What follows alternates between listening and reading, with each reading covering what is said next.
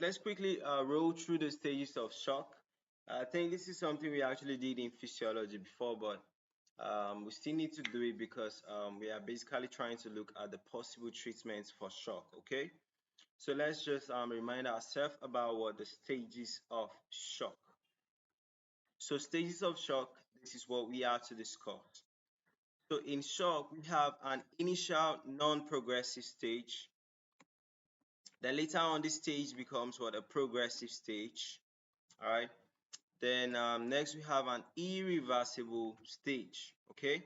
So all these stages they basically have their characteristics down, which I want us to look at it after we are done with the main lecture.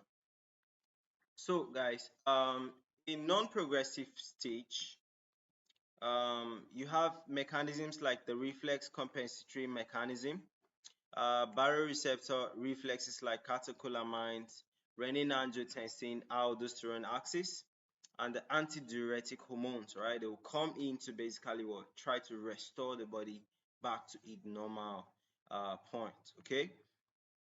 Then generalized what sympathetic stimulation can cause what vasoconstriction and renal conservation of fluid in non-progressive phase of what uh, shock. Okay. Then for the progressive stage now, there's tissue hypoperfusion.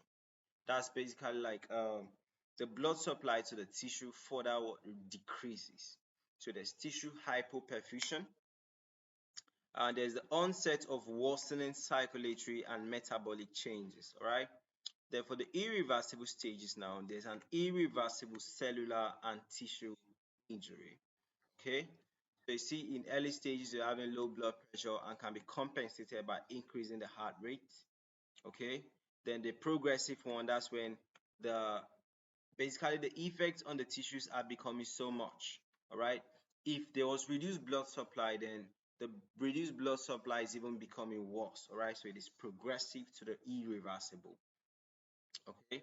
So coming back here, you see that in an initial non-progressive stage, reflex compensatory mechanisms are activated to restore the body back to its former state. Vital organ perfusion is maintained, all right? And organs that are not really important, they might be denied some amount of blood just so the essential organs can have blood, okay? Then in the progression now, here there's stiff tissue hypoperfusion, there's onset of worsening circulatory and metabolic derangement, okay?